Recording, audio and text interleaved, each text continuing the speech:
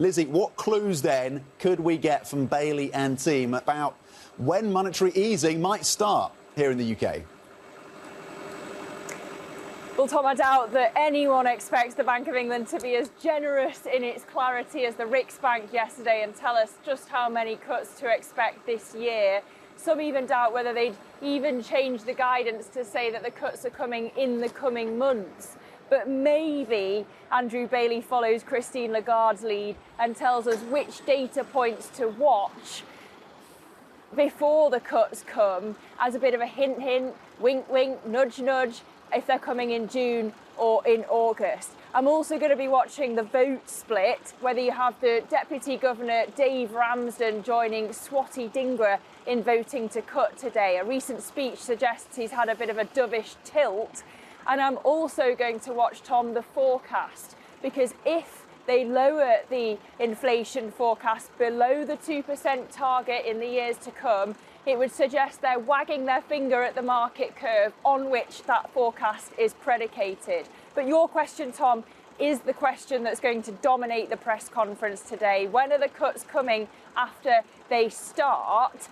And if they don't come in June, if they wait for August, it's going to be incredibly difficult for the Bank of England when you've already got the Chancellor Jeremy Hunt saying that rate cuts would be a feel-good factor for voters. And it's going to be even harder, Tom, if inflation gets back to target over the summer before they start to cut.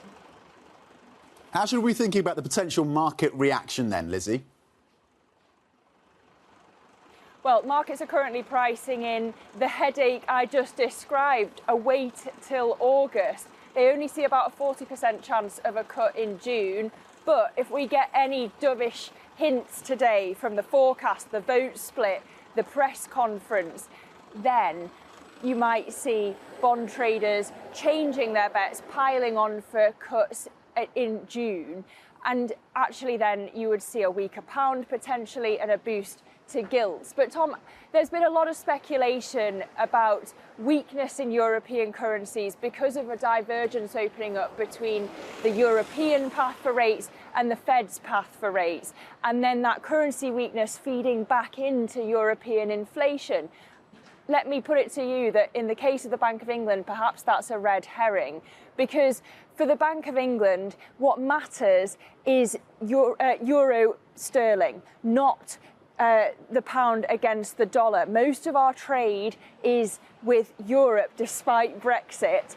And actually, if you've had Andrew Bailey saying that the UK inflation story is more like the euro area inflation story, perhaps you'll see the Bank of England following the ECB path more closely than the Fed, and therefore less weakness against the euro, the dollar not mattering too much.